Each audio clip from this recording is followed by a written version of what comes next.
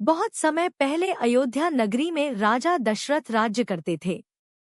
वे बहुत न्यायप्रिय और धर्मात्मा थे, लेकिन उनकी कोई संतान नहीं थी। इससे वे बहुत दुखी रहते थे।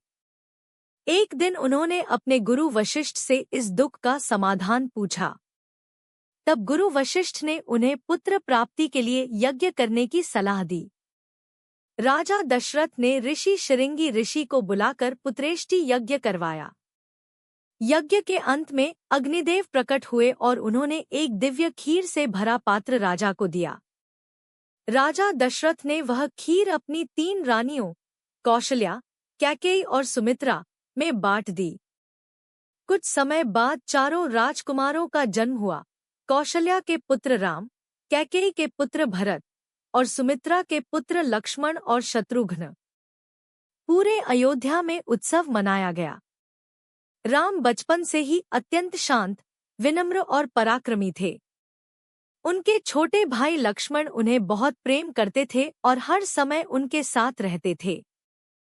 चारों भाइयों ने गुरु वशिष्ठ के आश्रम में शिक्षा प्राप्त की। उन्होंने वेदशास्त्र, धनुर्विद्या और युद्ध कौशल सीखा। समय के साथ वे सभी युवा और वीर बन गए। एक दिन महान ऋषि विश्वामित्र राजा दशरथ के दरबार में आए। उन्होंने अपने यज्ञ की रक्षा के लिए राम और लक्ष्मण को अपने साथ वन ले जाने का आग्रह किया। पहले तो राजा दशरथ चिंतित हुए, लेकिन गुरु वशिष्ठ के समझाने पर उन्होंने राम और लक्ष्मण को भेज दिया। वन में जाकर राम ने राक्षसी ताड़का का वध किया और ऋषियों के यज्ञ की रक्षा की। इसके बाद वे आगे बढ़े और रास्ते में उन्होंने अहिल्या का उद्धार किया, जो श्राप के कारण पत्थर बनी हुई थी। आगे चलकर वे जनकपुर पहुंचे, जहां राजा जनक ने अपनी पुत्री सीता के स्वयंवर का आयोजन किया था। स्वयंवर की शर्त थी कि जो शिवजी के धनुष को उठाकर उसे तोड़ेगा, वही सीता से विवाह करेगा। जब बड़े बड़े राजा असफल हो गए, तब राम ने सहज ही धनुष उठाकर तोड़ दिया। इसके बाद राम और सीता का विवाह बड़े धूमधाम से हुआ। साथ ही लक्ष्मण, भरत और शत्रुघ्न का विवाह भी जनक के परिवार की कन्याओं से हुआ। विवाह के बाद सभी लोग अयोध्या लौट आए और वहां आनंद और उत्सव का माहौल छा गया। देना चाहिए। यह समाचार पूरे अयोध्या में फैल गया। हर ओर उत्सव का माहौल था।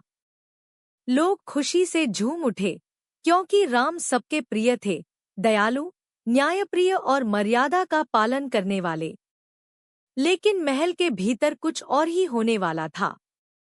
रानी कैकेयी की दासी मंथरा ने यह खबर सुनी तो उसे अच्छा नहीं लगा। वह तुरंत कैकेयी के पास गई और उसे भड़काने लगी। रानी, अगर राम राजा बन गए तो भरत का क्या होगा? तुम्हें कोई महत्व नहीं मिलेगा। पहले तो कैकेयी ने उसकी बातों पर ध्यान नहीं दिया, लेकिन मंथरा बार बार उसे डराने लगी। धीरे धीरे कैकेयी के मन में संशय और भय पैदा हो गया। तब मंथरा ने उसे एक पुरानी बात याद दिलाई। जब युद्ध में कैकेयी ने राजा दशरथ की जान बचाई थी, तब उन्होंने उसे 2 वरदान देने का वचन दिया था। यह सुनकर कैकेयी के मन में एक विचार आया।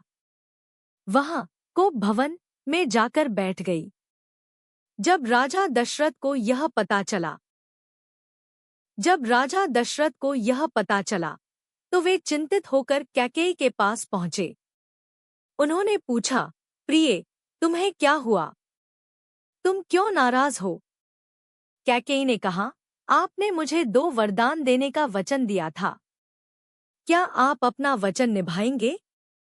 राजा ने तुरंत कहा, हाँ, मैं तुम्हें जो भी चाहो दूंगा। तब कैकेयी ने अपने वरदान मांगे।